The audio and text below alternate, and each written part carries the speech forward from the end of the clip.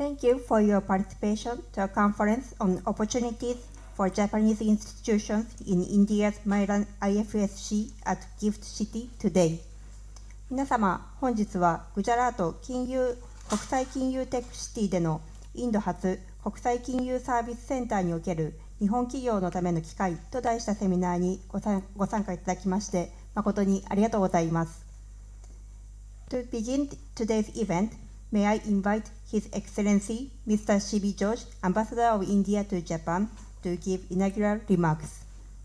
まずはじめに、駐日インド大使、シビ・ジョージ閣下より開会挨拶をいただきます。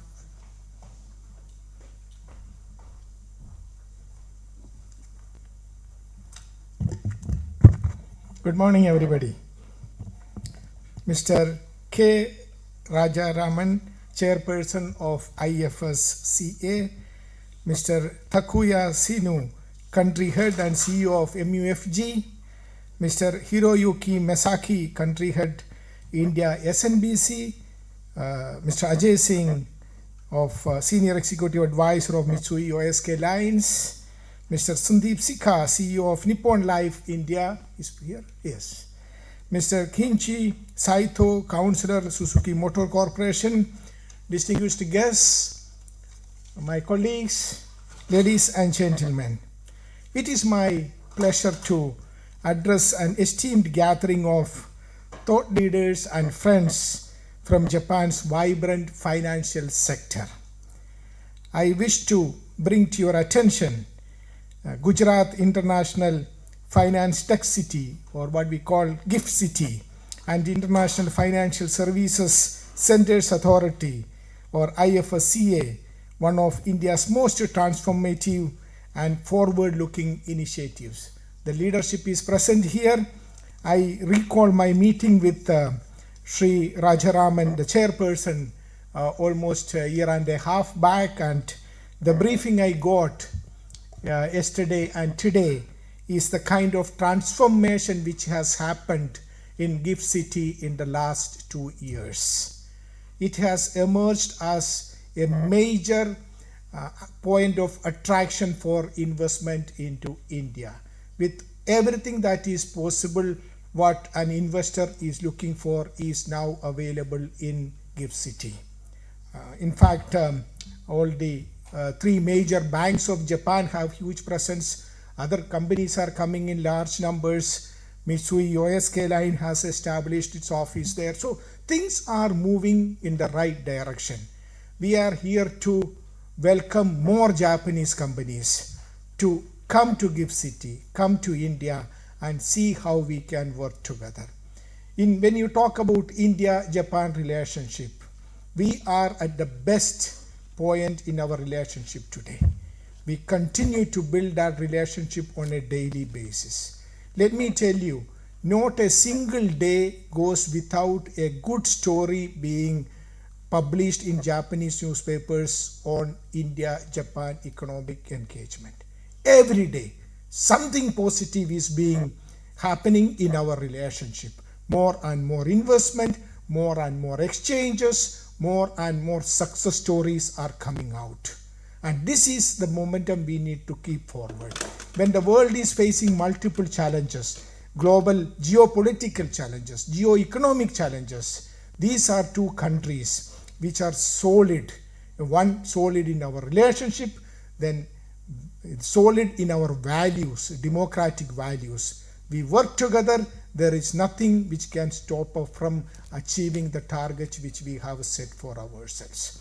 So I would not like to talk too much about what we do in GIFT City. That is what the leadership is here for, and they would explain to you. I am here to say that this is a project which has the full backing of our leadership on both the countries. This is a project which is discussed at the highest level on a regular basis. In fact, I was just meeting Mr. Yasunaga, the chairman of India-Japan Chamber of Commerce. He was telling me that in his last meeting with Honorable Prime Minister, there was discussion on GIFT City. So this is the kind of engagement we have there. And I can say that GIFT City will emerge as a shining example of India-Japan partnership. What is Japan looking for today? Japan is looking for growth, economic prosperity, economic, coming out of the kind of stagnation it has. And this is the choice. India is growing at 6%, 6 to 7%, and it will continue to grow in the next 20 years like that. When we move ahead, we would like Japan to be a very important partner. Japan has always been a reliable partner for India. I have so many examples sitting in front of me. I see Suzuki here, I see Nippon Life here, I see Mitsui, OSK Lines here, I see our banks, Japanese banks here. So I can connect with each one of them as success stories in our engagement. I would like to see more success stories. We have 1,500 Japanese companies in India, but I would like that number to have a quantum leap to make it 15,000. Imagine when we have 15,000 Japanese companies having success stories in India, Japan can get back to its original number 2 position as the largest GDP in the world. It's not far away. What we need is a killer instinct, the ability to move forward and engage more closely with India. And I can see it happening. So one best opportunity is the Gift City. I stop here. I welcome each one of you, and I wish a very successful interactive session today. Thank you.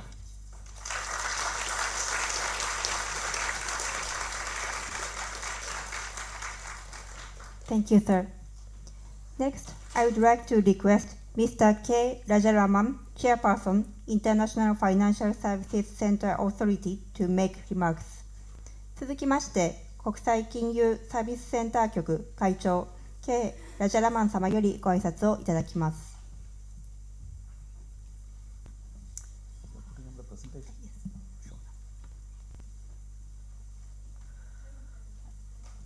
Presentation, please.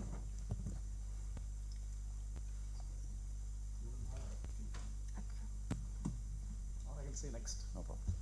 So first of all, very warm good morning to all of you, and welcome to this workshop. And I think we are extremely delighted to have all of you here. I think I would like to first of all thank Mr. C.B. George, our ambassador in Japan, and his colleagues who are here, who have organized this wonderful meeting. We are here over the last day. I think yesterday, I think we spent some time meeting with senior bank officials and members of the industry. Today as well, I think, so we have the honor of meeting all of you, and we will continue to do that today and tomorrow. And as the ambassador mentioned, I think Japan and India are great partners. I think partners not only in economy, but also in peace and progress in the world. When Japan is a democratic country, India is also a democratic country, and India is the world's largest democracy. So we share values which are very fundamental in nature. So therefore, I think this fundamental shared values is what makes partnerships great. So I would like to say that our partnerships are on sound footing, and we value the Japanese partnership, as the ambassador said. So we believe that the last several years have been very trying and testing for the world, because of the global uncertainties, because of wars and many other geopolitical events which have made life difficult for individuals, for businesses, and even for governments. So in all this scenario of uncertainty, we have seen great spots of certainty and stability, and I'm happy to say that India is one of them. So India has survived the onslaught of COVID, the geopolitical uncertainties, and even a short geopolitical event in our borders as well. So this has actually demonstrated the resilience that India provides to the rest of the world. India is a peace-loving country, and actually promotes peace, harmony in the rest of the world, and also wants wants the world to be a better place. So India's journey has actually demonstrated that. Last 35 years have been very important for India in its journey on liberalization. We have delicensed, we have given more share to the private sector, we have simplified regulations, we have deregulated many sectors. A lot of very, very important decisions have been made. In the last 11 years, I would say that even more significant reforms have been carried out in the country. So if you may ask, what are those reforms? I think so. Some of them are very fundamental in nature. One of them is the monetary policy framework agreement which India has signed with the Reserve Bank of India. The government of India has signed with the Reserve Bank of India, mandating that the central bank should target inflation. And while the government handles growth, the central bank will handle inflation. This has delivered a lot of results, because what do you expect an investor? What does an investor expect in a country? When you put $100 on the table, he expects its value to grow, not depreciate. So if there are countries where inflation is running riot in 2 digits and 3 digits, then obviously I think no investor will be interested in that. So India has demonstrated to the world how a democratic country can actually manage inflation, manage the economy very creditably. So the last 8 years or 9 years since the monetary policy framework has come into place, the inflation has been tracked around 4 plus or minus 2%, despite the worst of the times. Even during COVID, the inflation, despite the short spike, was managed very creditably. So therefore, the idea of Government of India under the leadership of Honorable Prime Minister Mr. Narendra Modi is to actually to ensure that there is stability in politics, stability in economy, and stability in the policies that the government runs. So as a consequence, you have a can you go to the yeah.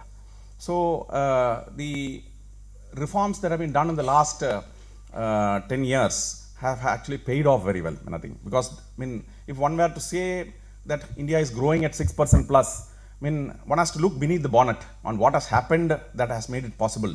So one of the reasons is the reform agenda, which the government has consistently been adopting. So the inflation management is one of them. The second is structural reforms in the form of GST. In India, when a businessman decades ago had to actually take his goods from one province to another, he has to cross about 10 states. In every state, he had to stop. He had to actually, show proof of ownership and so on and so forth. But today, thanks to the 2016 Goods and Services Tax Agreement, India is one nation, one for the consumption tax. So there is an electronic trade platform on which taxation can be done, invoicing can be done. So business has become very efficient, logistics have become efficient. So therefore, the focus of reform is actually to improve the efficiency in the economy. The third reform which I would like to mention is the Insolvency and Bankruptcy Code. So before 2014, banks were indisciplined when it came to lending to borrowers. The borrowers were also indisciplined in the sense that they never used to pay their loans on time. In 2016, the government came out with the Insolvency and Bankruptcy Code, which meant that if a borrower were to default, then his company would be taken over by the committee of creditors, the banks, and the management would be changed. So therefore, borrowers now understand that borrowing comes with responsibility.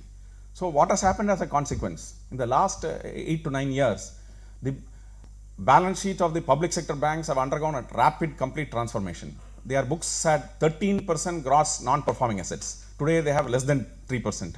So the banks are very healthy. All of them are making profits. The government of India has consolidated 28 public sector banks into 14 banks. There is room for more consolidation.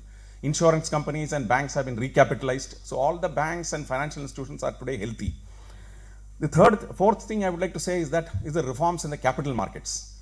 Capital market reforms have actually simplified the way in which an investor is able to invest in the stock markets.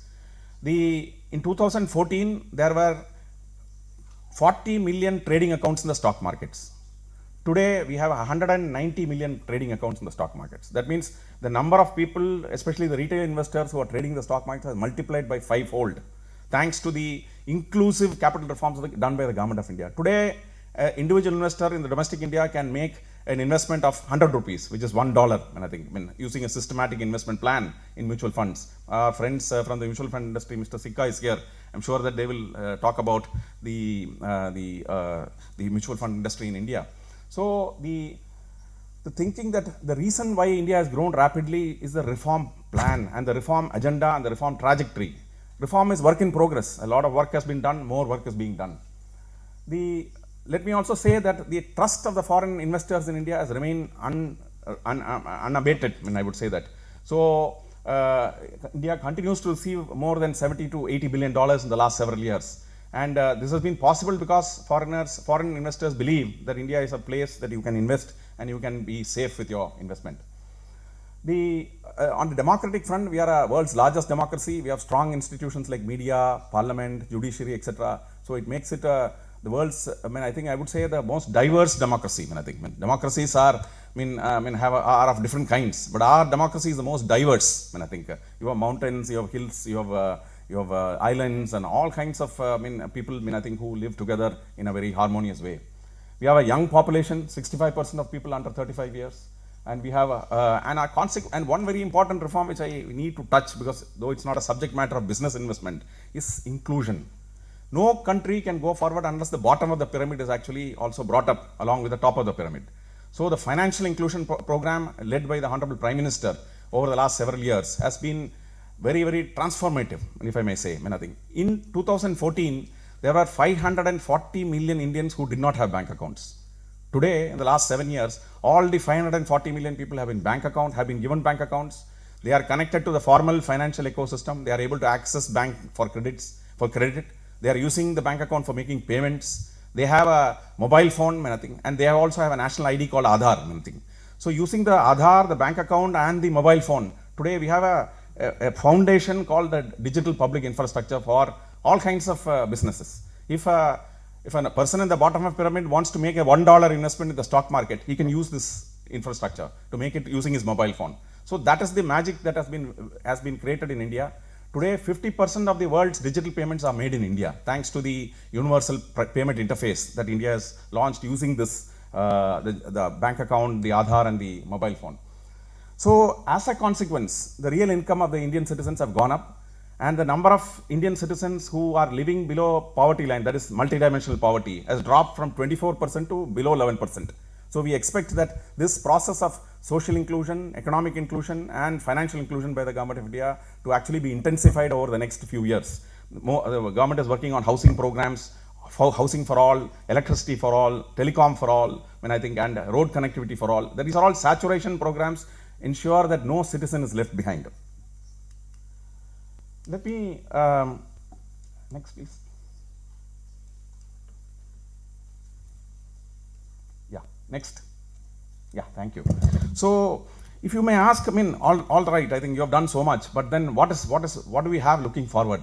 The Honorable Prime Minister of India in 2022 vocalized the idea of Vikasit Bharat at 2047, which means that when India turns 100 in 2047, we must become a developed country. So, this vision is backed up by 4 pillars of action. The first pillar is deeper reforms. We have done reforms, but all right, I think there is a long way to go. We were once upon a colony, a British colony. So many of our laws are very old laws. I used to be the permanent secretary in the Department of Telecommunication till 23. Till 23, the law that used to govern the telecom sector was the Indian Telegraph Act of 1885, a 140-year-old law, which had no idea about mobile telephony and so on and so forth. So in 2022, we moved a bill in Parliament, and the Government of India actually approved it, and then the Parliament finally enacted this law called the Telecom Act of 2023. Every sector, every ministry in the Government of India is now working on replacing old colonial laws with new business-friendly, technology-positive, and very simple laws. So we will see that over the next 3 years, this reform process of replacing the legal architecture with modern laws will be complete. The Honorable Finance Minister in the budget for this year has set up a high-level committee for ensuring simplification of financial sector regulation. So as a regulator, we are now working on how we make ease of doing business possible. So we want regulations to be principle-based, not prescriptive. We want regulations to be aligned with the global regulations. And let me tell you, over the last 5 years since IFSCA was created, we have notified about 35 regulations, all of them which have been aligned with global regulations. We are looking at what London is doing, what Singapore is doing, what Dubai is doing, and we ensure that, because when we want foreign investors to come, we want them to feel at home.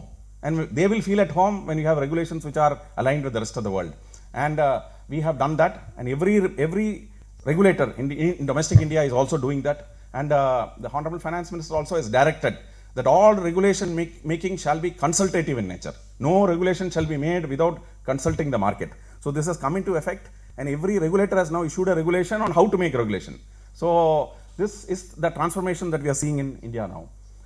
So focus being on ease of doing business. The second pillar is investment pillar. So India is a manufacturing country, but I think we always look at great titan like Japan, which is a manufacturing titan, to look at how we can bring modern manufacturing, high technology to India. So the government launched the production-linked incentive schemes in India to actually to support manufacturing in India, and these programs have been extremely successful. Let me say that now semiconductor companies are setting up fabs in India, assembly, testing and manufacture packaging centers in India, and we see a whole host of other companies which support the semiconductor ecosystem also coming up. Defense manufacturing has picked up, aerospace manufacturing has picked up. In fact, we have an Airbus factory in India which manufactures the C-295 planes for military applications. We will see probably civilian aircraft manufacture also happen in some time from now. Our country manufactures helicopters, fighter jets and so many other kind of aviation equipment. The Prime Minister has now announced that there will be a shipbuilding mission. So the government has created a maritime fund to support shipbuilding in India. So the focus is on manufacturing and focus is on infrastructure as well. In fact, let me also mention that the other two pillars on talent. India is a powerhouse of talent, but we don't want to rest on our oars. So building talent, expanding talent is also our focus, and we believe that investment has to be made. The next one is obviously the net zero transition. Next slide please. Thank you. So if you ask about our net zero agenda, which is one of the pillars of 2047, we have actually, the Prime Minister has announced a program of 500 gigawatt somewhere in 2019. We have so far achieved about 220 gigawatt of renewable energy as on date. The remaining 280 gigawatt of renewable energy is under construction or in various stages of commissioning. The solar energy manufacturing program is under progress. In fact, 64 gigawatt of our solar capacity has been made with indigenous modules. And we believe, and our factories are under construction for actually backward integrating into polysilicon and wafers and so on and so forth. A hydrogen mission has been set up with a target of production of about 5 million tons of hydrogen per annum from 2030 onwards.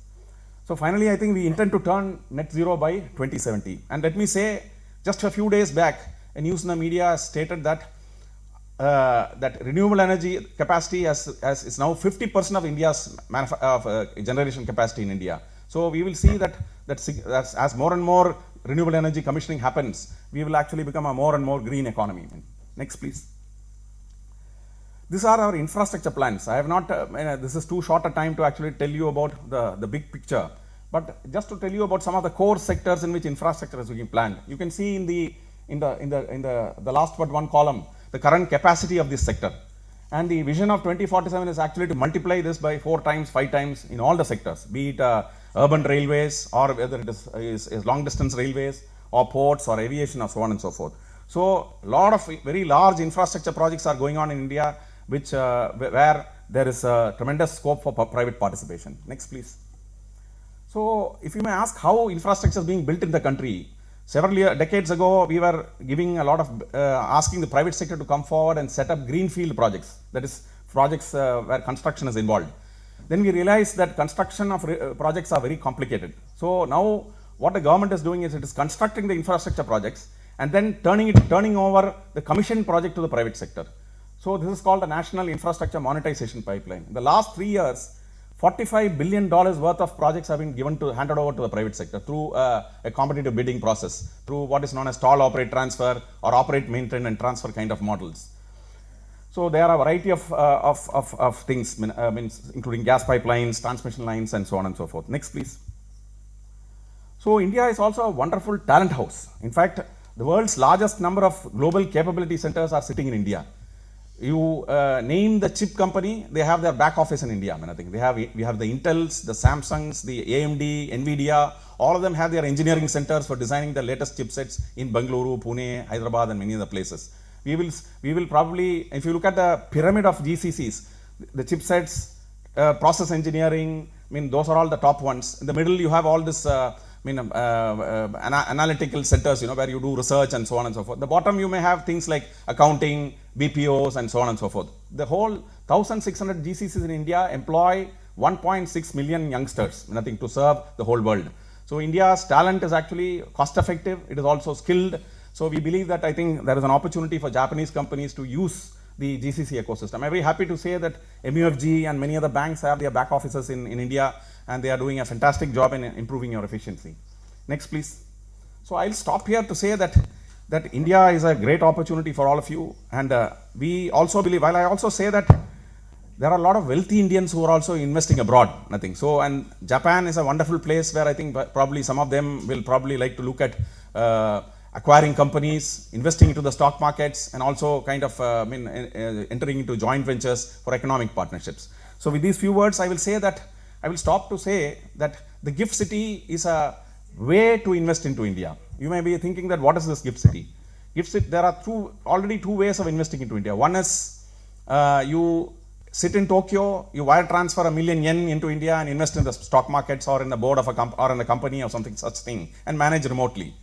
The other way is to go to Mumbai or to Gujarat and set up a manufacturing plant. Suzuki has done that. I mean, I think they have so many manufacturing plants. There are 1,500 Japanese companies who have done that, and we hope that, as the ambassador says, 15,000 companies will take the steps to go to India. So we will welcome them with open arms, when I think. The third, we have created a third way to come into India, in which I think if you have a regional business model or a global business model, you may not have the flexibility of operating in foreign exchange without capital controls. So GIFT IFSC offers this opportunity to manage your finances in a very effective manner to actually run insurance, capital markets, banking, and other kinds of financial services operations on a regional basis, on a global basis, with also India as one of the agenda. So I'll stop here, and I am sure that my colleague Dipesh will probably make a more detailed explanation. Thank you, and Jai Hind.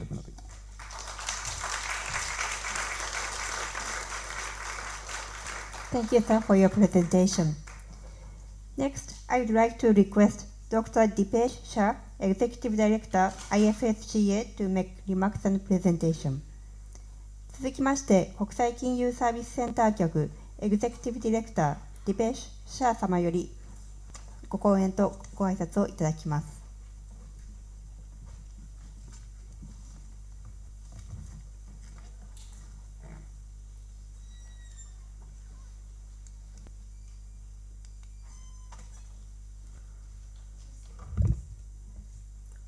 Good morning, everyone. At the outset, I must thank the Ambassador Ms. Devjani and the team here for having us here to interact with the leading financial institutions in Japan. I think this has been our third visit, as Ambassador rightly pointed out that 2023 chairman came here, and then post that India-Japan Financial Dialogue was also hosted last year, and we had an opportunity to interact with some of the institutions here. And again, as we are here to talk about the several areas in which both India and Japan can work on. In fact, while preparing for this presentation, I was trying to search the similarities, that what are the similarities between India and Japan in financial services. I could not figure out myself, so I asked the ChatGPT, what is the similarity? ChatGPT told me two things. It says that there are three leading institutions in India, which is SBI, SDFC, and ICICI. And they said similarly in Japan also there are three leading institutions, MUFG, MIZO, and SMBC. And then I asked what is the similarity between these two with GIFT, and it said they all are present in GIFT City. So I think it really answers that we have already a lot of tie between the institutions present on both the sides. But the challenge has always been, as we started working with the Japanese institutions, I think the challenge was to get the first one in. I think it is so challenging to convince the first Japanese institution to enter GIFT City. And sir, I can tell you very frankly, almost it took us 4 to 5 years to just talk to the Japanese institutions and tell them why GIFT really makes sense for what they are trying to achieve in India. But I think most importantly, what we saw that once the first one comes in, it is probably the time that we should step out and allow them to talk. And that is what has started working for us very well. That's why you see a lot of Japanese name here. They are going to talk more about, their experience of GIFT City rather than we talking. But just to give you a quick background and the regulations and the areas in which institutions are looking at an opportunity in GIFT, quickly I'll cover a few slides and then probably open it up for the panel to deliberate more. Can we go to the next? I'm sure many of you are aware of GIFT City, but just for some of you are attending this presentation for the first time, GIFT City is on the western side of India. It is in the state capital called, it is in the state of Gujarat, and the capital called Gandhinagar, very close to Gandhinagar, and in Ahmedabad. So Ahmedabad is the business capital of the state of Gujarat, and Gandhinagar is the political capital of the state of Gujarat. And GIFT City is right in between them. Between these two cities, there is almost 9.5 million population. So city is not an isolated. City is already coming up in between the two cities, which is populated with 9.5 million population in the surrounding. And it really throws up an opportunity to create India's first smart city and India's first international financial services center. When we say India's first, I think the attempt was made by the Honorable Prime Minister when he was a Chief Minister of the state. And I'm sure you may like to hear this small narrative and story around why the Honorable Prime Minister thought of undertaking GIFT City in Gujarat and why did it got started as a financial center. I think with his several visits during his chief ministership in the state of Gujarat, he did visited Singapore and some of the other financial center. I think one thing that really struck him was the number of Indian players sitting outside of India to do India business. So when he was asking them in Singapore that what you are doing, they would say, sir, we do India business sitting in Singapore. When he asked them in other places, I think similar response came. This was a puzzle to him that why an Indian institution has to go outside India to do India business. And probably when he came back, his thought process got more and more clear that India would need its own international financial center to host businesses and create more jobs. And that's where the birth of GIFT City probably started coming in. Although the name GIFT also is a short form and probably the only project in the world which can claim that we started with a short form, because the Prime Minister came in the room and said, the Chief Minister during his tenure came in the room and said, I'll call this as a gift and please figure out the full form. So then we had to figure out Gujarat International Finance, but we did struggle with T, that how does T fit into the whole name. And this was into 2007-8. The Honorable Prime Minister, at that time the Chief Minister said that in future finance will not be able to operate without technology. So we were fintech when we got birth in 2007-8, and probably that vision is now getting more realized in form of what we are seeing on ground with the financial institutions and fintech firms coming in. City, as you can see, it's a mix of all. You can work commercial. There are residentials inside, social facilities inside. It is becoming a place to probably live and work, and that is what differentiates GIFT now from rest of the several other financial centers. That it's a walk to work concept on which the city has been built. Next, please. It is very important for this crowd to understand that why India has two systems now. India created its own international financial center, and that's why you see what you see in the middle column is a new way of entering India. I think in the earlier days when we used to ask about the India opportunity, I think there was a consensus that India is a great place for the future business growth. But when it came to doing business in India, there were always challenges which were raised, saying that it's difficult to navigate regulations, it's difficult to navigate the local laws. Probably GIFT is an answer to many of those worries which the financial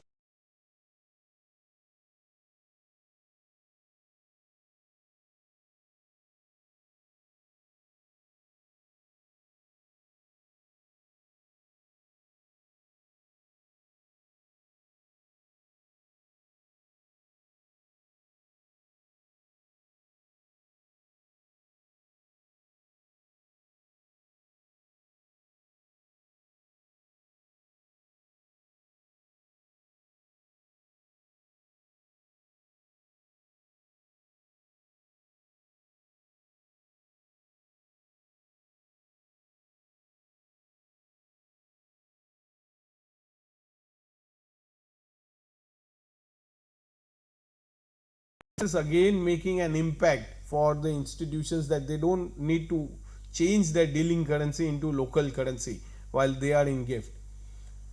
GIFT has been given a tax holiday out of 10 years, no tax on the business profits. And this is also helping them become more competitive in line with what happens in the other financial center. And again, there are carve-outs from the local domestic law. So when you come into GIFT and form a company, under the Indian Companies Act, there are several sections of Indian Companies Act that don't apply to you when you operate in the GIFT City. Last but not the least is that the government really walk really far ahead in implementing gift by adopting a system which everybody always used to tell the government that we can't navigate to at 4 different windows to undertake our financial services business. So we had the central bank, reserve bank, we had a securities board, we have insurance board, and we had a pension board. And what government did was, just like Monetary Authority of Singapore in Singapore, they created a one single unified regulator, International Financial Services Center Authority. So when you come to gift, you need just one single approval to get started. You don't need to go to multiple offices or multiple windows to get started your business in the IFFC zone. Next, please. I think it is quite clear probably in your understanding that how gift is unique now. One, obviously it's a full capital account zone, convertible zone, which means you can transact freely in foreign currency, you can bring money, you can take money back without any local restrictions. Two, you can all the regulations of gift are benchmarked with the global best practices. It is not aligned with the local law, and very competitive tax regime in which you operate in the IFFC zone. But what you really see in the bottom tree, the larger hinterland demand, the domestic demand of India, which is rapidly growing. We had a study from McKinsey way back in 2007-8, and it said that most of the financial services India was importing from outside, but almost the projections were by the year 2025-26 we will import 120 billion plus financial services from outside of India for India requirements. And what you now see is that we are able to serve that from gift into India. So this is really changing the way India used to avail the financial services. Cost advantage, I think you come to gift, and chairman did mention that you are dealing foreign currency and you are operating at India cost. And India cost, just from a rental perspective, if I have to say, the cost of rental in Gift City is $1.5 per square feet per month, is on what you operate in that city. So this is how competitive it is in terms of your business operations also in the city. And the talent availability, the large Indian talent in financial services, probably in many parts of the world where we go, we find a lot of Indians working in financial services. And in fact, many of them are Gujaratis working in financial services outside. So this talent is available in the city and probably from across the whole of India to work in the city. Next, please. I think this slide will give you an overview of what all businesses can be done in gift. So if you are a bank, you are an insurance firm, you are a capital market entity, you are a fund management entity, you can be a fintech firm, you can be a finance company, everyone can be part of the ecosystem in gift. And what you see in the bracket is also the number of entities that we have licensed in each of those categories. And this is where we are seeing more and more traction. Chairman did mention about some numbers, but it will be heartening to hear for all of you probably that when we started the International Financial Center Authority, we had 129 licenses issued by the domestic regulators for Gift City. And now in last 4 to 5 years, we are 860 plus firms licensed in the IFFC zone. So 700 plus license we issued in less than 5 years in Gift City for firms to operate. And in last year alone, we had more than 50% of our entities entering the IFFC zone were from outside India, where foreign entities setting up their presence in gift. So we have large number of foreign institutions also present in gift now for undertaking the services that you see on the screen. Next, please. Our regulations, as was did mention, that we have regulations which are not in line with the domestic law.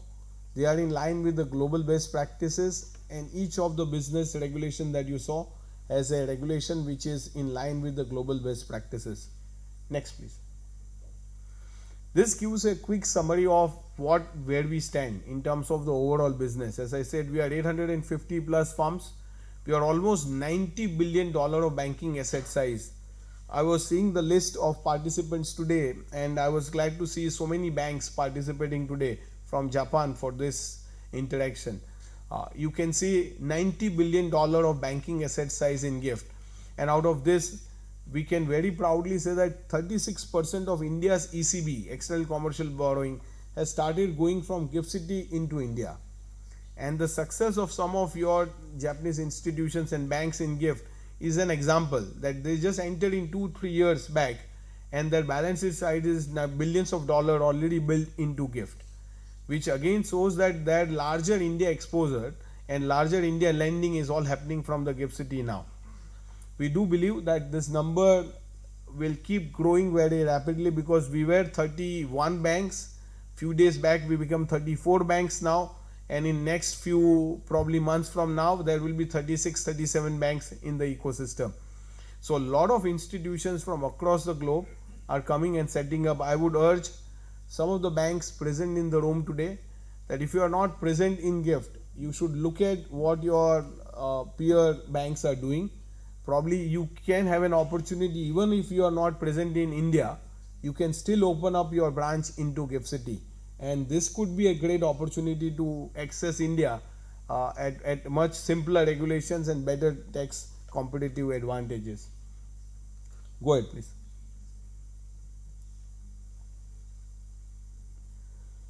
I think some of the institutions already present here, probably it does not carry the name of all the large leading institutions. In fact, I was just noting down the number of Japanese institutions now present in GIFT.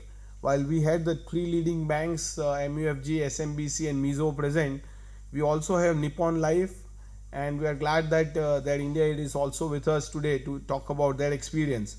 And they also launch funds into GIFT, into Japan, and connect both the sides. We also have Star Union Daiichi insurance firm present in GIFT now, which is again an example and testimony of their institutions being, in a way, a Japanese joint venture also present in the GIFT City ecosystem. We have Suzuki with us, which runs an impact fund into GIFT. I'm not sure how many places they would have opened that impact fund, but I'm sure India is one of their now destination to invest in the impact fund, and fortunately GIFT becomes that platform.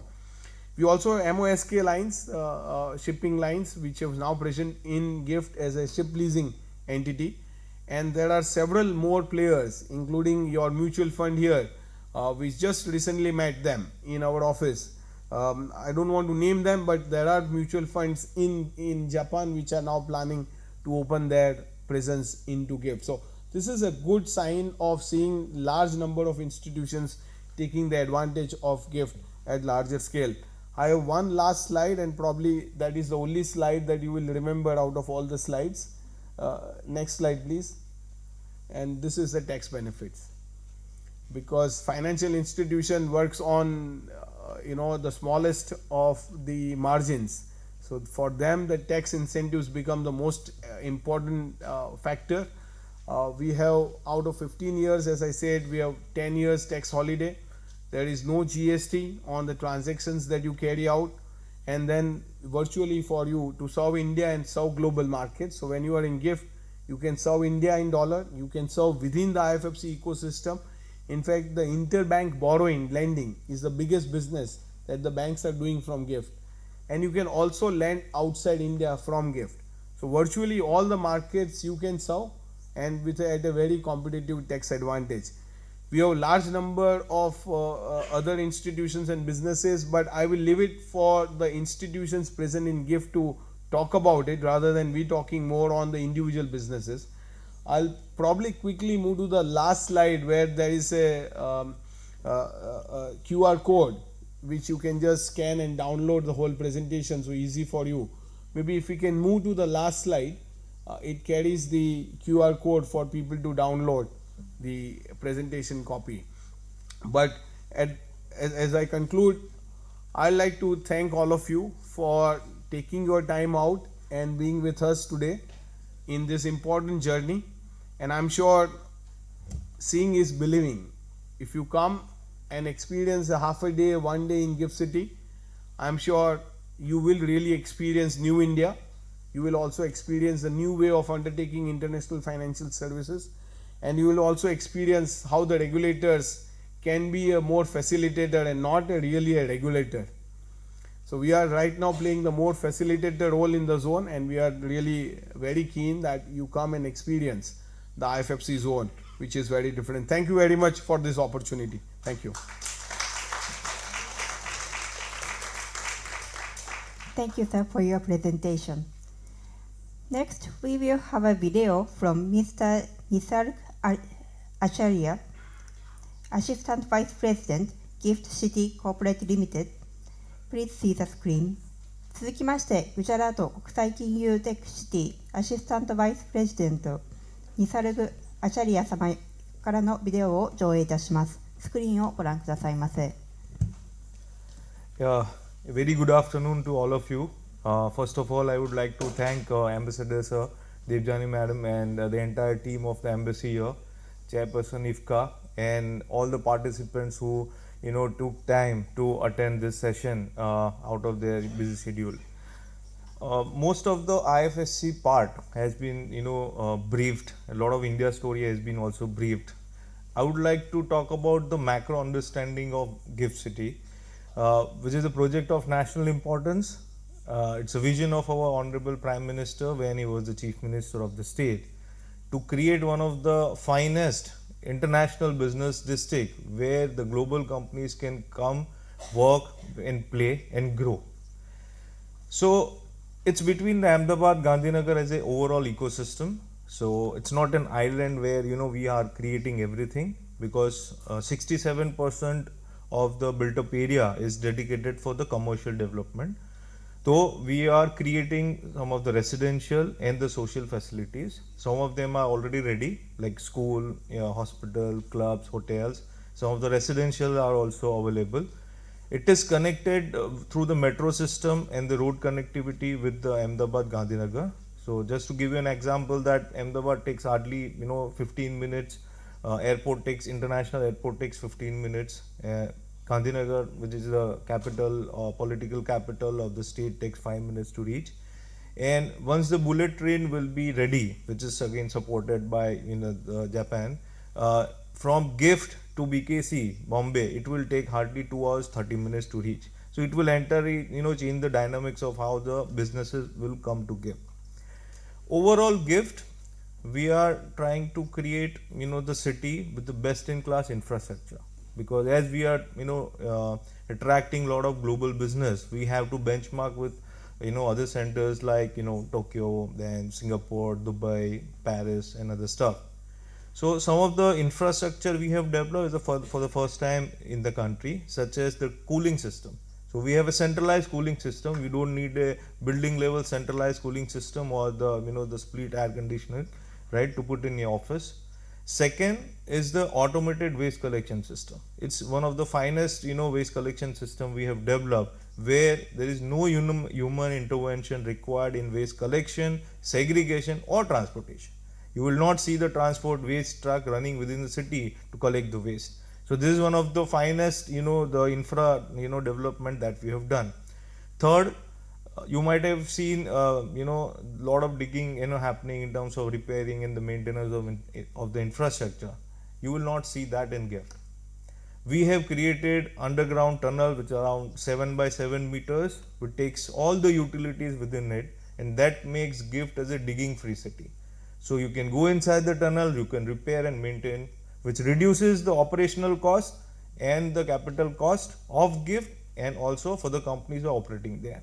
So these are the broad infrastructure that we have already developed, and it's running from last 10 years. Governance of the city is also equally important. We are a truly single window governed city. The Urban Development Authority powers has been given to GIFT City. The municipal powers has been given to GIFT City. So for any support you require, you just have to come to GIFT rather going to the different government departments for any kind of support. Now for Japan, in a lighter note, a lot of people say that some of the people or from other states in India know less compared to the Japanese know about Gujarat, because the collaboration between Japan and Gujarat goes more than 20 decades. I remember the first Vibrant Gujarat, which is the global summit Gujarat government runs, right? Japan was the first partner country to be with us. And that's how the relationship has started. There are presence of lot of Japanese company in Gujarat, in the nearby region of Ahmedabad, Gandhinagar. And you also have some of the good clusters, residential clusters who are operate, and also you use a lot of golf course. After presence of Japanese people there, the interest of golf playing people in that region has increased. Overall, the business opportunity wise, GIFT provides business opportunities for all. Of course, for the banks and other financial institutions in the IFSC zone, but also for the lot of capability centers, which is the tech support for a lot of manufacturing companies, right? Also, GIFT has a potential to consolidate all the Japanese companies' requirement within the GIFT, because it provides the right ecosystem by the financial institution presence there, lot of GCC or the tech support of the manufacturing companies that you have in Gujarat and India, and also we have recently started the foreign university campuses. So there is an opportunity for foreign universities from Japan also to create a consolidation of the courses required by your industry present there. So Japan, GIFT City has a potential to become the business capital of Japan in India, to have the businesses from GIFT for India and for the country. I would like to showcase a short video, because visual speaks more than word. To just enjoy the video. I will be there for more interaction, and we welcome you all to visit GIFT City. Thank you so much.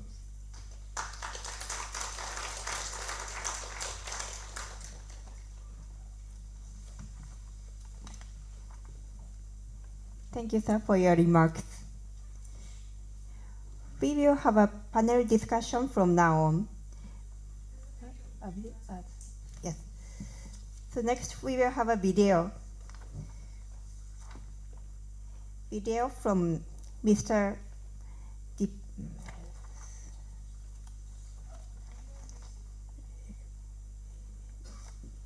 Video by Mr. Nisarg Acharya. Yeah. So please see the screen. 続きましてビデオを上映いたしますので、スクリーンをご覧くださいませ。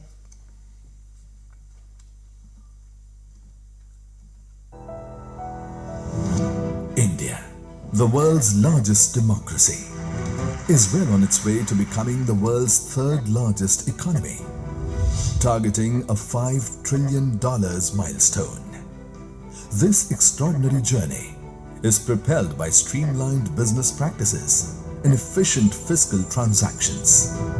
Gujarat, known as India's growth engine, is geared up to contribute almost 10% to this ambitious goal.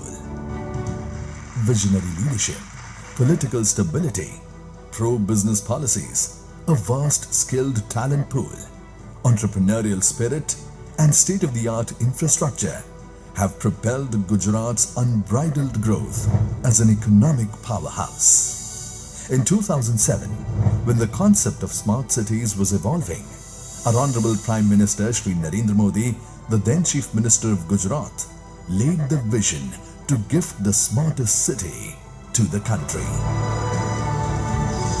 GIFT City, Gujarat International Finance Tech City.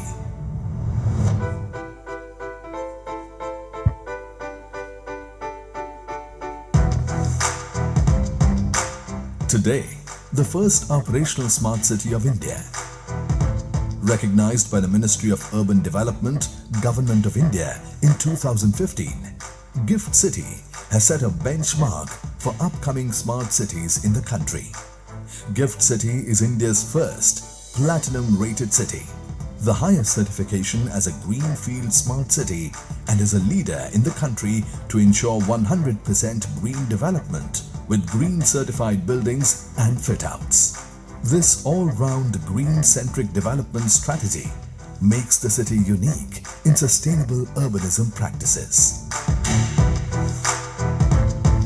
Strategically situated on the bank of the Sabarmati River, GIFT City is near Gujarat's administrative and business capitals, Gandhinagar and Ahmedabad. GIFT City has convenient access to the international airport, which is well connected with London, Singapore, New York, and other global cities. But that's not all. It is ready to revolutionize domestic travel with India's first bullet train connecting it to Mumbai, and also experience seamless intercity commuting with metro and BRTS facilities. Extending to its prestigious advantages are the nation's premier education institutions in and around Gift City. The fast-developing Delhi-Mumbai Industrial Corridor along the National Highway 48 speeds up the interstate commute. The vision was to create a world-class finance and IT zone for India to provide services not only to India but the entire world. Spread over 886 acres of land, Gift City is based upon an integrated development model with smart offices, residential areas, and retail and recreational zones, including social infrastructures like business clubs, schools, hospitals, and hotels. One of the major points of its success is its world-class infrastructure, many of which have been implemented in the country for the first time, such as the utility tunnel, district cooling system, automated waste collection system, uninterrupted power supply, city command and control center, and ICT infrastructure. Above all, Gift Urban Development Authority notified Area Committee to enable Gift City to offer municipal functions and single window solutions. Gift City is becoming a preferred destination for top global financial and technology companies. Also, the country's prestigious developers have played an essential role in developing various facilities. Gift City is the ideal platform for service sector industries such as banking, capital markets, insurance, fintech, IT and IT-enabled services, etc. for their back office operations, corporate offices, R&D centers, global capability centers, and many more. Gift City will host world-class fintech hub and international maritime cluster supported by Government of India and the Gujarat government. The master plan of Gift City covers two aspects, including domestic services area and special economic zone with IFSC. India's first operational IFSC, International Financial Services Center at Gift City, was brought into operation in April 2015 by the Government of India's Ministry of Finance. Subsequently, the Ministry of Finance has established a unified authority to regulate all financial services in Gift IFSC. It offers an attractive taxation regime and regulations that align seamlessly with global standards.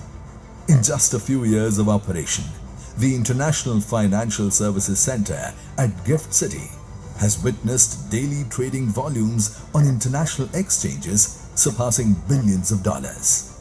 Moreover, prominent foreign and national banks have initiated offshore transactions, while significant insurance enterprises have also taken root within Gift IFSC. Some of the new business verticals commenced at Gift IFSC are aircraft leasing and financing, ship leasing and financing, foreign universities, global in-house center, alternate investment funds, and bullion exchange.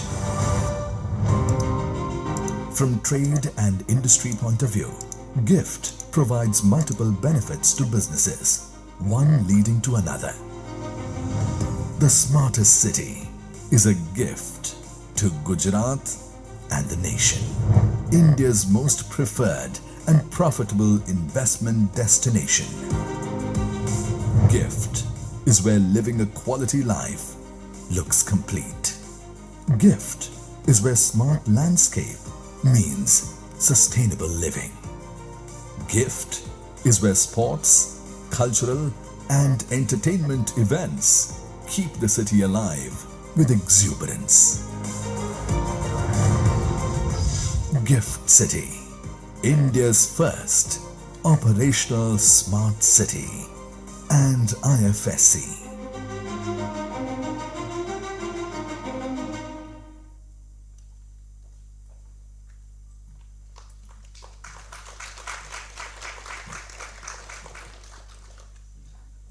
We will now move on to the panel discussion. May I invite panelists on the stage, Mr. Takuya Seno, Country Head and CEO, MUFG Bank, MUFG India, Mr. Hiroyuki Masaki, Country Head and CEO, SMBC India, Mr. Kinji Saito, Councillor, Suzuki Motor Corporation, Mr. Ajay Singh, Senior Executive Advisor, Mitsui OSK Line, Mr. Sandeep Shikha, CEO, Nippon Life India AMC, and Mr. Spirio Bhattacharjee, CGM IFSCA. In this panel discussion, may I request Mr. Spirio Bhattacharjee, CGM IFSCA, to moderate this session.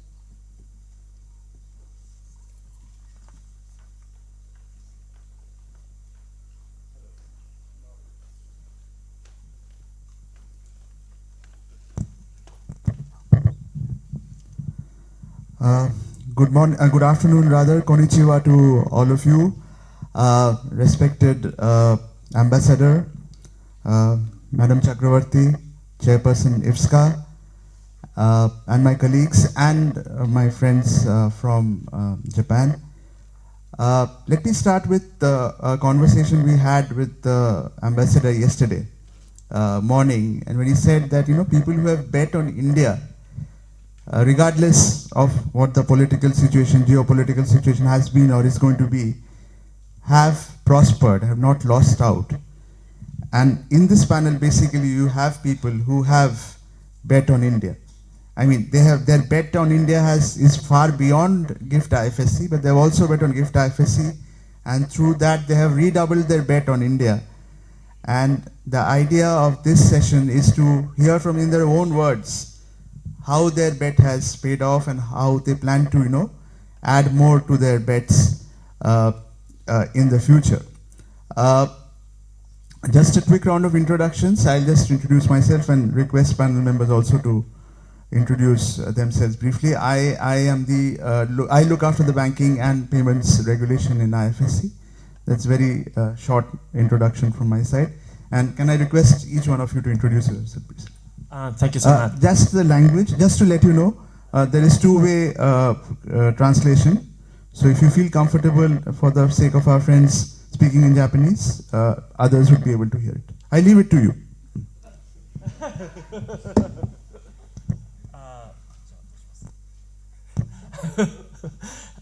Anyway, so hello everyone. So my name is Takuya Seno. I'm currently doing country head of MUFG Bank India.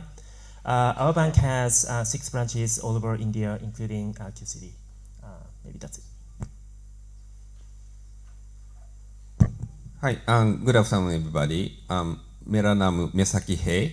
I'm Mesaki, country head of SMBC. Usually I'm based in Mumbai, along with Seno-san, but I'm also a frequent traveler to the gift city as well. Thank you. I'm Kinji Saito from Suzuki Motor Corporation, Japan. My history with India started from 1995.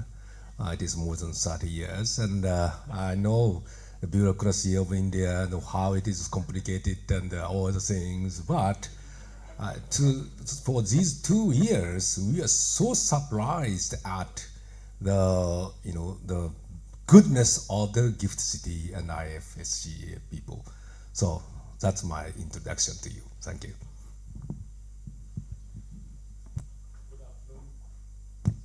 Good afternoon. My name is Ajay Singh. I'm a board advisor at Shosen Mitsui. I've also worked previously as Sen Mushiko Yakuin, Senior Managing Executive Officer of MOL Group. And I used to look after the business of MOL in the Indian Ocean and the Middle East. I've lived in Japan for the last 11 years, and this is the second Japanese company I'm working with. Good afternoon. I'm Sandeep Sekkam. I represent Nippon Life. As a background, we are India's largest foreign asset management company managing 80 billion USD, 20 million investors. But also what we do is I think we have 5 funds in Japan where we give an access to Japanese investors to invest into India, which is across listed, private sector, private credit, venture funds. We also help 10 Japanese LPs, giving them an access to 350 startups in India. And I'll just borrow a phrase what the chairman mentioned, below the bonnet. A lot of you who would be investing through NISA scheme of Japan into India, you may not realize below the bonnet is Gift City. The money goes through Gift City into India. Thank you very much. Thank you all. Let me get into the questions, and starting with Senu-san. You represent MUFG here. You are also looking after the MUFG operations in IFSC. So let me, it's been 3 years since MUFG has started operations in GIFT IFSC. And it was also the first Japanese bank to come to GIFT IFSC. So how has it been your overall experience in terms of business, in terms of process in IFSC? Right. Thank you for the questions. So before answering these questions, so probably I'd better touch upon how the banks operate in India. So, due to the regulations, so Japanese, domestic, on-site business, onshore, I would say, can handle only INR rupee-based transactions, both lending and deposit taking. So when it comes to foreign currency transactions, before the establishment of Gift City, so all the banks have booked their transactions offshore, such as a Singapore branch. So MHC is one of those. But Gift City was established, and then we have an opportunity to open our branch in a Gift City. MHC Bank opened our Gift City branch back in August 2022. And this was among the first batch foreign banks which established in a Gift City. Quite frankly, MHC Bank, I've been with MHC for 30 years, and I've seen a lot of downsizing and restructuring, but it is opening a new branch actually over the last decade is pretty unique experience even for MHC Bank. So in that sense, it can demonstrate how important, strategically important, the Gift City is for MHC over the last a decade of global operations. As Chairman mentioned, Gift City is a special economic zone. Any entities which establish, any entity establishing here has a tax benefit, and also there's a withholding tax exemption on interest expenses. So of course, these two things have been a major incentive for us to establish a Gift City, but also we believed in the future of Gift City, having seen pretty strong commitment by the government of India. As soon as we established Gift City, so we started moving our transactions from Singapore to Gift City. Depending on banks, I hear that some other banks may be struggling with their internal politics, to move the profit out of Singapore to Gift City. But in our case, it went pretty smoothly. And so as a result of that, we have expanded our booking at Gift City pretty significantly. We have only 10 people actually on the Gift City branch, and also some other supporting staff on the back office in Bangalore, but only kind of less than 20 people working on the very large lending exposure at the moment. And also not only term loans, we can now provide some deposit or working capitals or trade finance. And actually, the loan balance booked at Gift City is the way larger than the aggregate of the loan balance booked in the rest of the Indian branches. That's a significant achievement.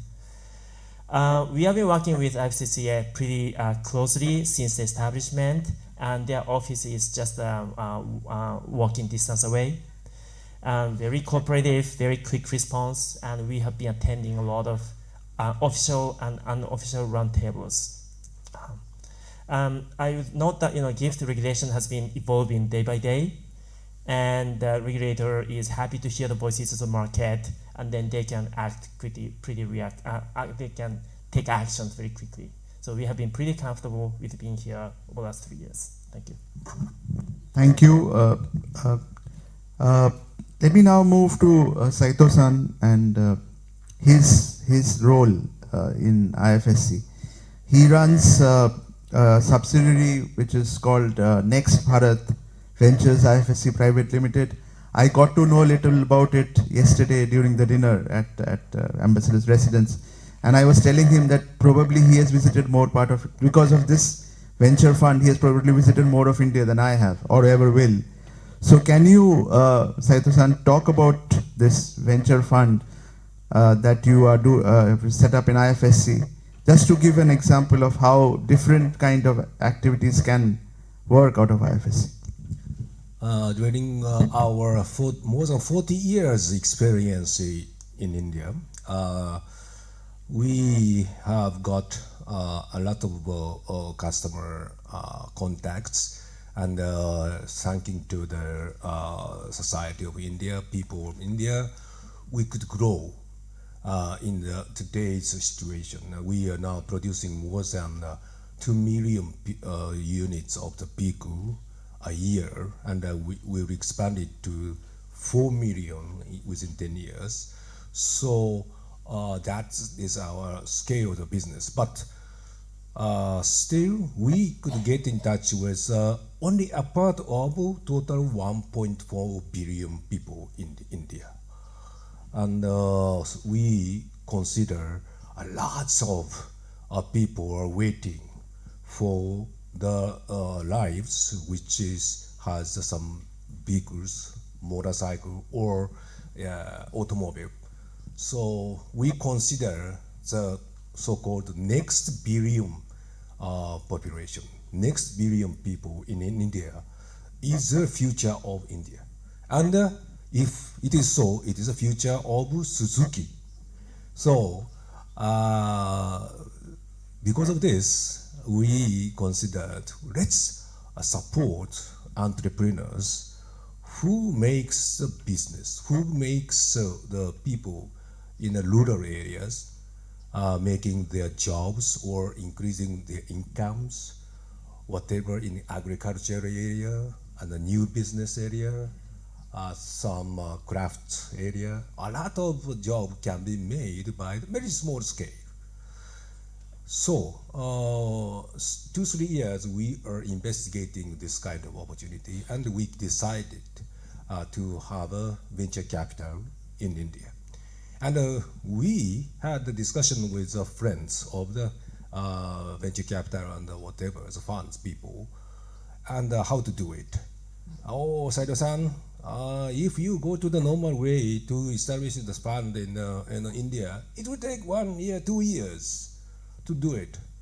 But only one way to go through is to go to the gift city. What? What is the gift city? Then I visited them. Then Mr. Rajaman was so kind and meet me so many times, right? And amazingly, within 3 months, permission was granted, and we could start the fund business.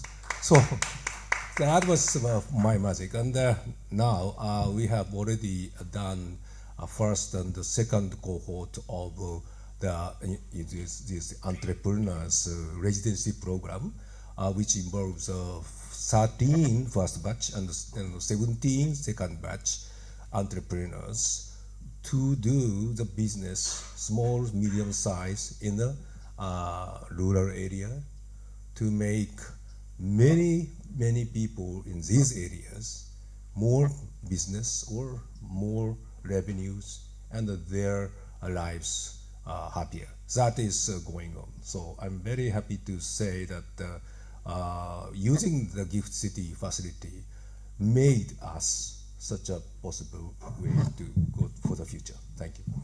Excellent. I think really if everybody should take some time to look at what Next Bharat Ventures Fund is doing in India. Let me come to you, Misaki-san. you represent SMBC India. SMBC India has already a presence in onshore India, and for those who have following the news, might even get bigger, God willing, in the future. So given that you already have a presence in SMBC, in the onshore Indian part, what was the motivation to start operations in IFS? Yeah, thank you. And to answer your question, let me touch upon my personal experience working in India, or my personal chronology working in India. Yes, I'm currently based in Mumbai since 2023, 2 years back. But it's my second assignment working in India. I was in Delhi from 2012 to 15. And at that time, yes, I was aware the Gift City project or initiatives.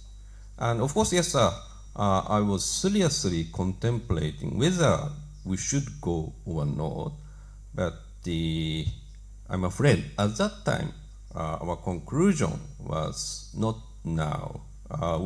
At that time, we were focusing on to stabilize our banking operation onshore, more precisely saying our maiden branch in Delhi. But I was lucky I could come back to India in 2023. It was first time in 8 years, and I noticed that the situation at Gift City has dramatically changed or exponentially changes. And I'm also noticed that quite a strong demand from our precious client. Without having a Gift City branch, I might lose my important client. So as a banker, yes, I'm more than happy to having an office at Gift City. And those strong voice or requirement or request from our clients encourage me to get the green light from our home office. Thank you. Thank you for that. Mr. Singh, again, you are you have set up a subsidiary, in IFSC.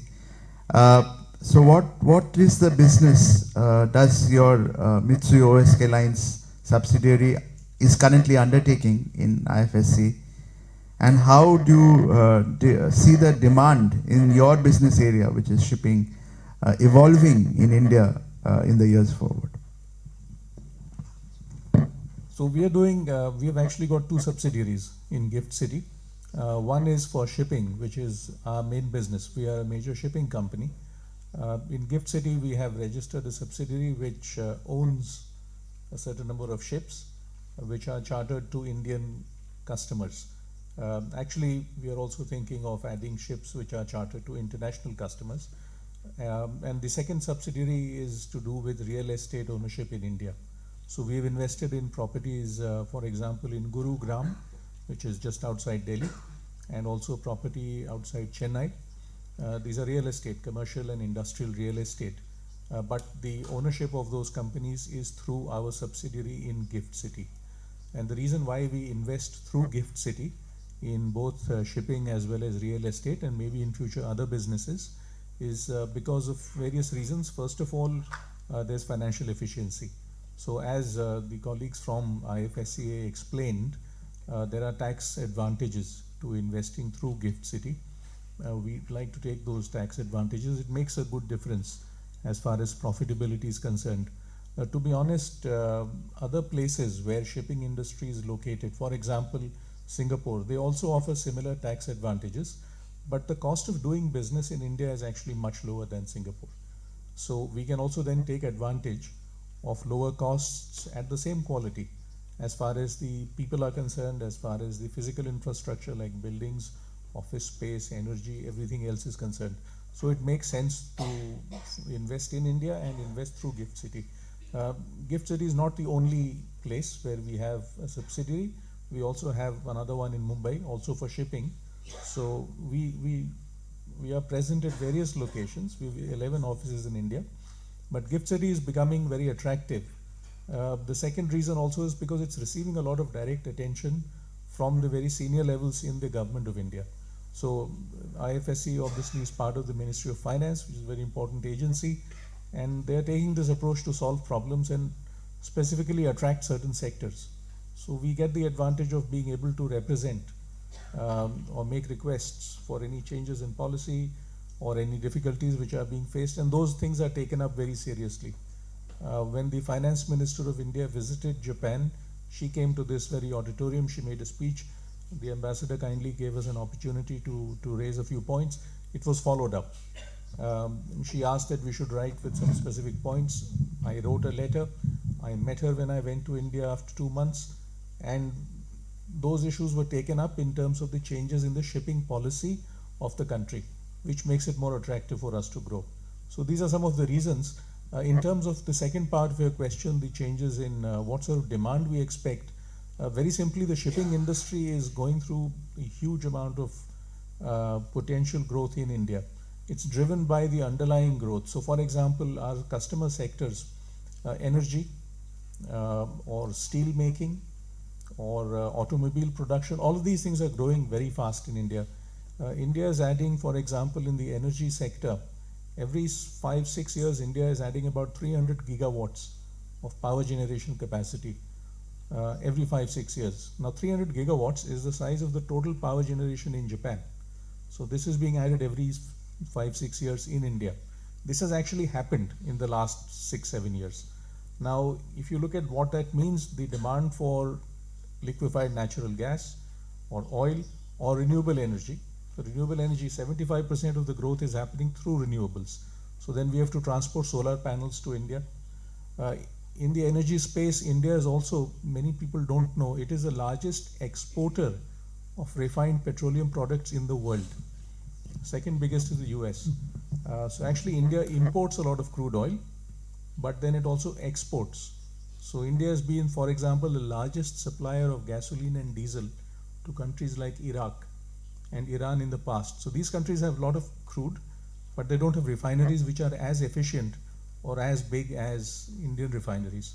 So there's an export business. So with Reliance, which is India's largest refining company and one of the world's leading energy companies now, we have, I think, about 14 ships to Reliance, bringing in crude oil, bringing in ethane from the United States, and carrying the petroleum products which Reliance is exporting now to the Middle East, Southeast Asia, and also to Europe.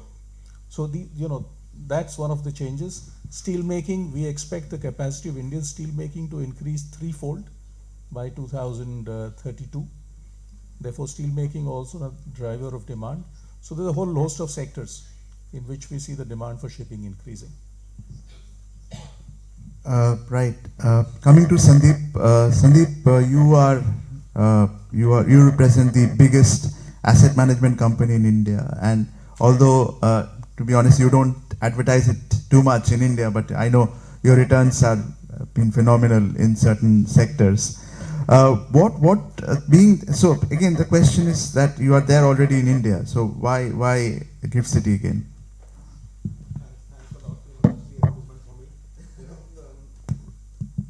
I think broadly, what is our role? I think our role is basically as money managers is to give an access to both domestic investors and international investors to participate in the India growth story. I think we saw the presentation from Ambassador Chairman, India as Prime Minister vision is by 2047, India will be a $30 trillion economy. And I think if all goes well, it may happen even before that. But for that, you'll see a lot more foreign capital coming into India. And what we have seen is we've been in this business for years. I think we've been managing foreign money. There's a big difference. I mean, when we look at basically there are two stakeholders. First is the global investor. The global investor today feels much more comfortable when we come through Gift City. Our own real example has been, I think, while we've been managing offshore money for many years, we had our own Singapore subsidiary. We are trying to, I won't use the word close, but shift our business from Singapore to Gift City. And why should we not do that? There's a cost efficiency, it's backed by the government, and also specifically to Japan, while we launched our first fund in Japan in 2014, But over the years, all incremental funds are getting launched and routed through Gift City. So there is a mutual, the investors like it, and coming to asset managers like us, there's a lot of cost efficiency. There is no need for us to, we were routing all our funds earlier through Luxembourg, Ireland, Mauritius. 24% of the FPI money came through jurisdictions which do not have their own capital, that was only routed. So that is getting addressed to Gift City. So that is point number one. Domestic, the big opportunity which is there, which has not yet been seen by a lot of investors is, at this point of time, Indians we talked about, have been investing in capital, only 2% of the money comes to capital market, which effectively means at this point of time, every Indian is investing only $20 per month in mutual funds. Now, as we go towards a $30 trillion economy, today we have a per capita of $2,500 per head. As any economy in the world, once you cross $5,000, your savings increase. And Indians have a highest saving rate. Indians and Chinese save maximum. We are not a consumption, we are both into saving. And then you'll see a lot of this money which was invested in India will also start getting invested outside India. So we have, I think there's only one right now fund in India which is investing into Japan. You could see many more funds like these. And for that also, it is the access through Gift City becomes critical. So I think Gift City is a very good, it's a gateway to India for us. That's the way we see, both for foreign investors investing into India and domestic investors investing outside India. Great. Saito-san, coming back to you, I mean, your fund is a kind of a unique kind of a fund, and you told about it in the first question. So, I mean, how do you see it growing? I mean, the opportunities, you have already tapped some of the opportunities, but how far do you see and what are the potential for this fund to grow forward? Or similar funds which others might want to set up?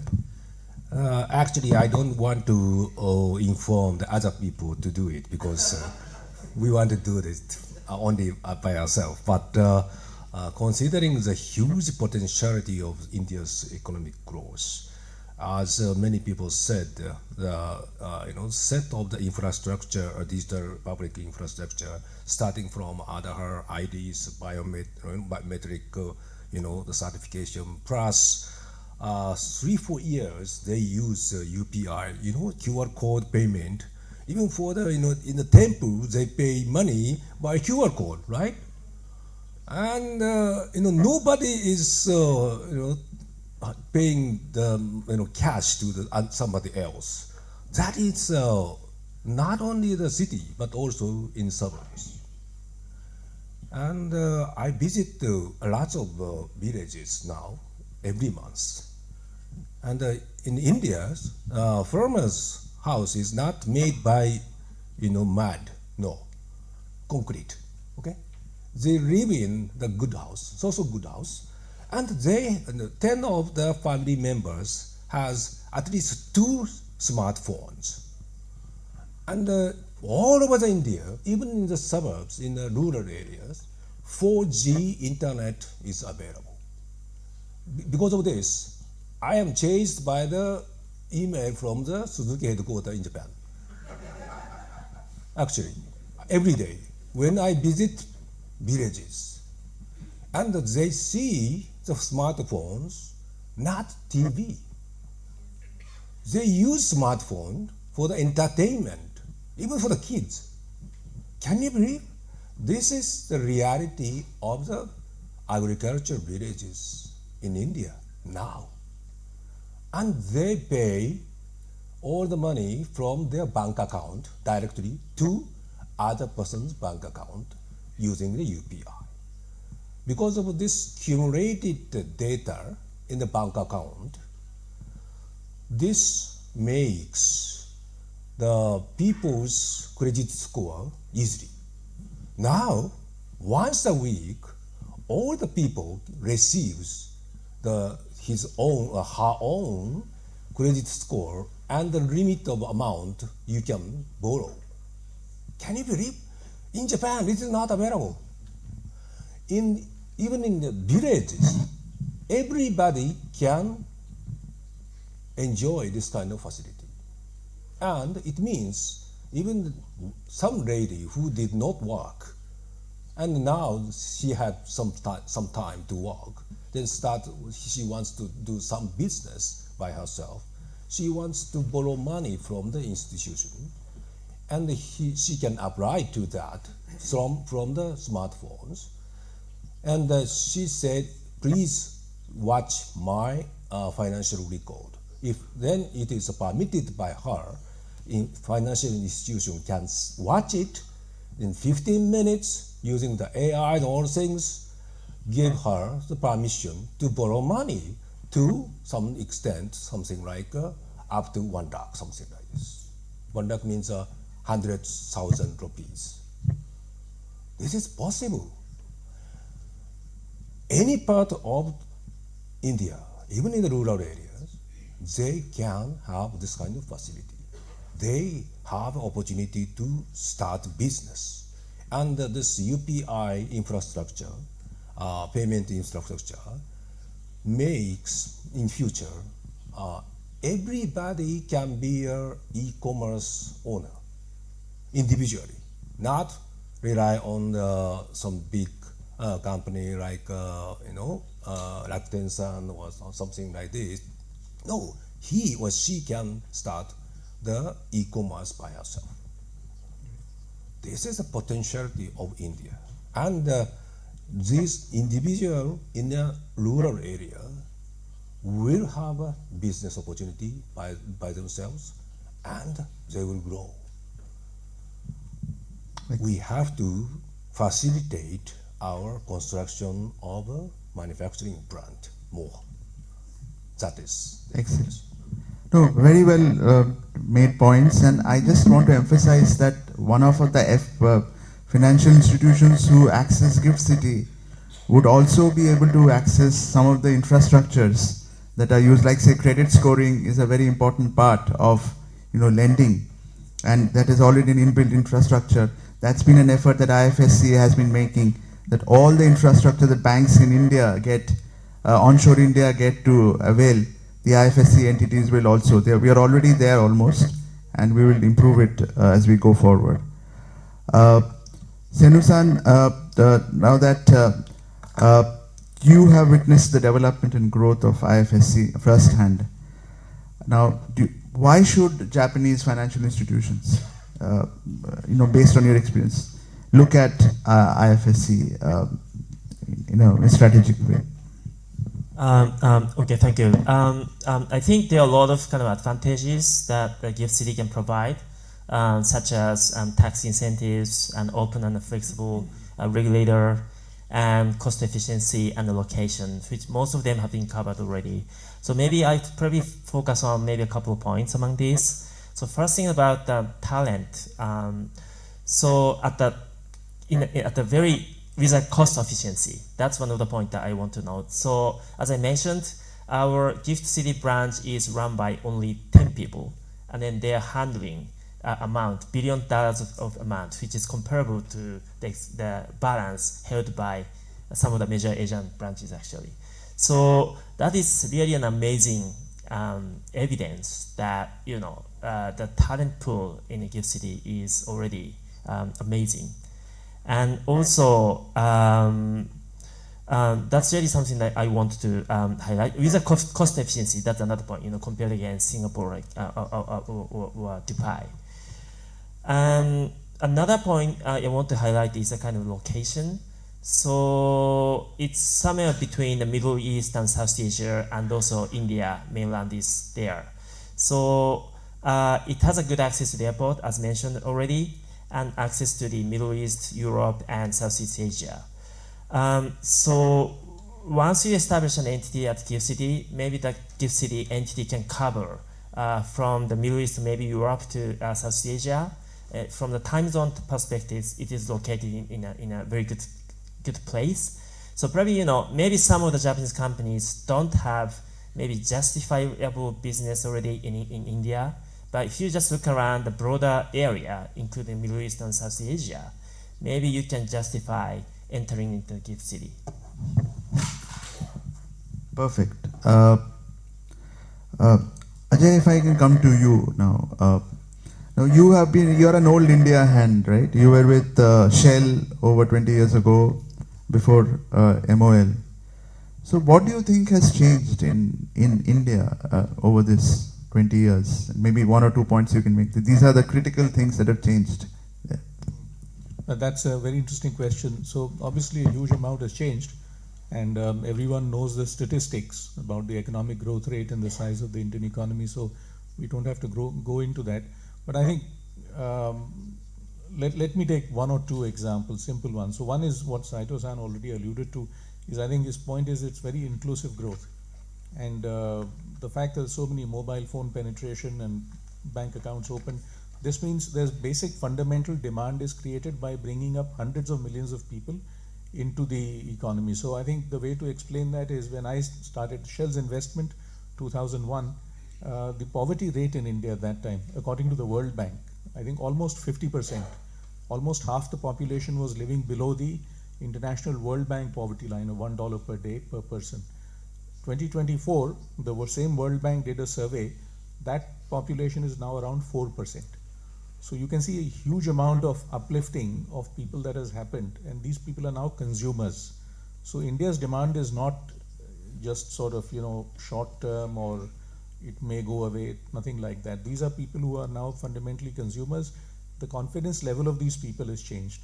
So people, when I was young, my generation, compared to us, the behavior of the younger people in India today, they expect good quality services and goods. And this is where I think for Japanese industry, this is important, because please don't think of India as a place only for lower quality goods. You need to have things which are good quality, like Suzuki-san's cars. I mean, frankly, their big success is because they went to India with the right product. The cars are not too expensive, they're affordable, and they're excellent quality. This is why they are able to expand so wonderfully in India. The second thing I would say which has changed in these 20-25 years is at that time we used to look at India as a demand center. So Shell invested because there was energy demand and we brought money to capture the Indian market. Now India is also a capability center. So the same Shell, we went back 15 years later and we opened a major research R&D center in Bangalore. So now Shell has only 3 big R&D centers in the world. One is in Houston, the second is in Amsterdam, and the third is in Bangalore. 2,000 engineers and scientists. The most fundamental research in the most advanced high technology areas is being done in India. And out of those 3 centers, the only one which is growing is in Bangalore. So it's also a place where you get high quality, well qualified, best in class people who can do work for you. Now for Japan, the one suggestion I have is to look at capability centers in places like Gift City. Functions like finance, human resources, procurement, for your global business, these can be done much more efficiently and cheaply in India. Payroll processing, for seafarers, for example, MOL pays its sailors on almost 900 ships all over the world. A lot of that we are now doing from India. When we have to book tickets for our crew to go and join a ship in Rio de Janeiro or in Singapore, from wherever they are living in the world, that booking and administration of the travel is done from India at a fraction of the cost. And in Japan, we have a shortage of labor.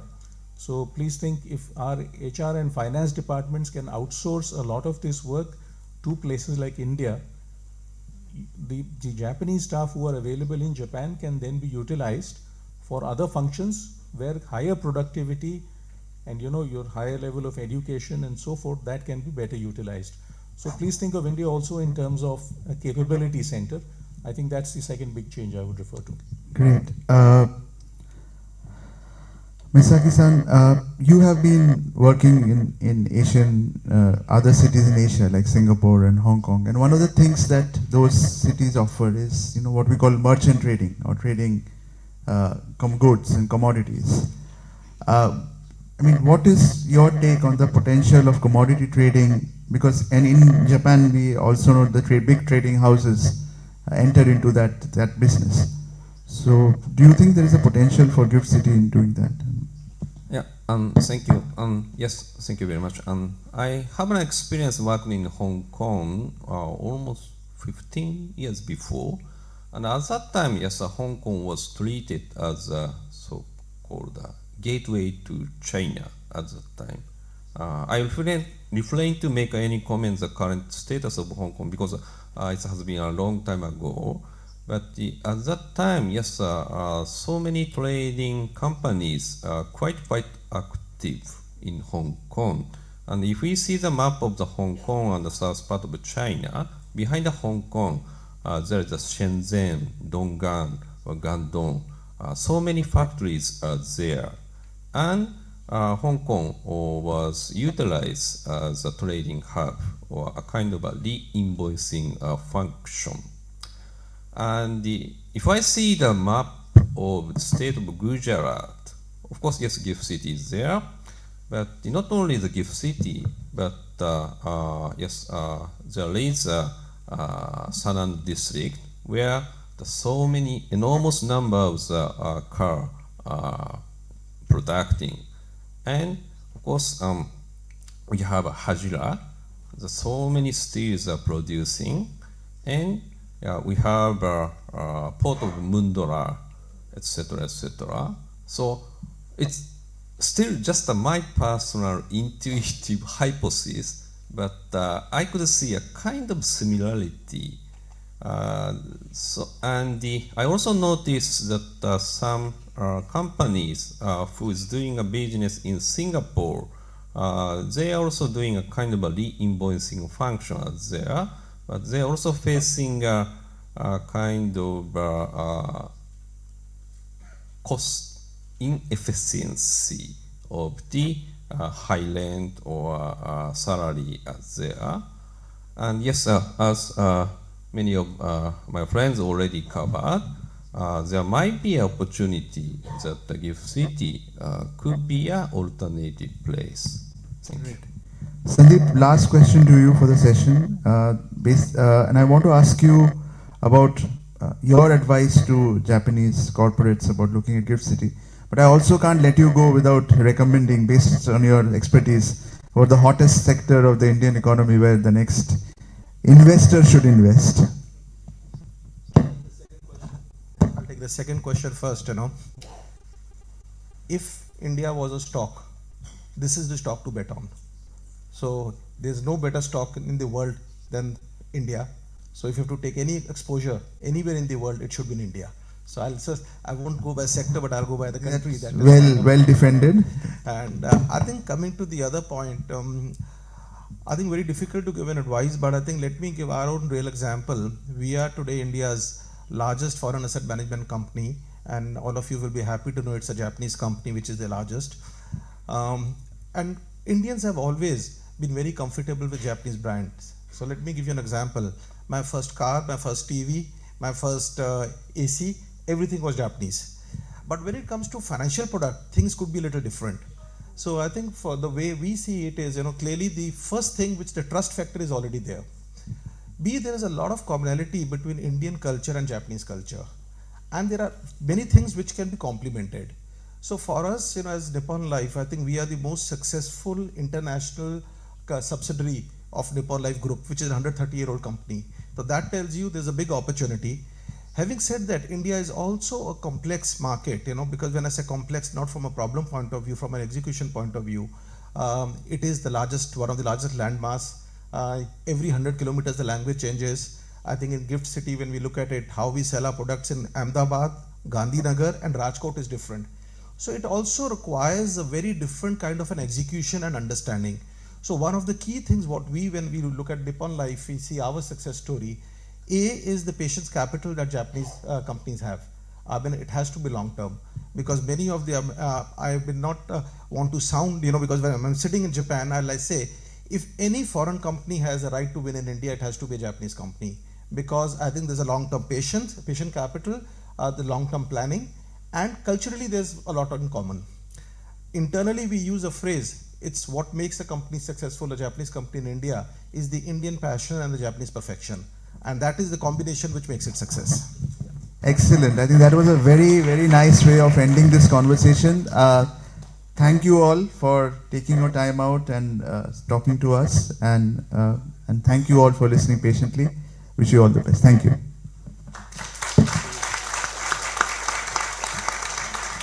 Thank you very much for the very active panel discussion. We would like to have a group photo. May I? Please stay on the stage. May I invite His Excellency Ambassador Sir, the Minister Economic and Commerce Ma'am, and all the IFSCA delegation member, please come on the stage.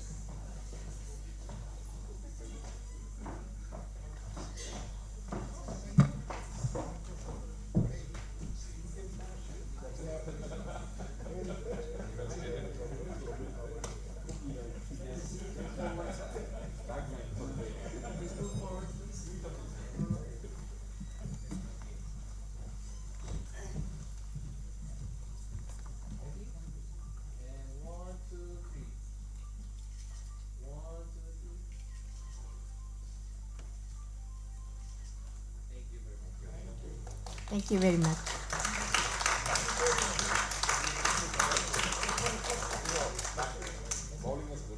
We will now conclude the conference on opportunities for Japanese institutions in India's Maritime IFSC at Gift City today. 以上をもちまして本日のカンファレンスグジャラート国際金融テックシティでのインド初国際金融サービスセンターにおける日本企業のための機会と題したカンファレンスを終了といたします。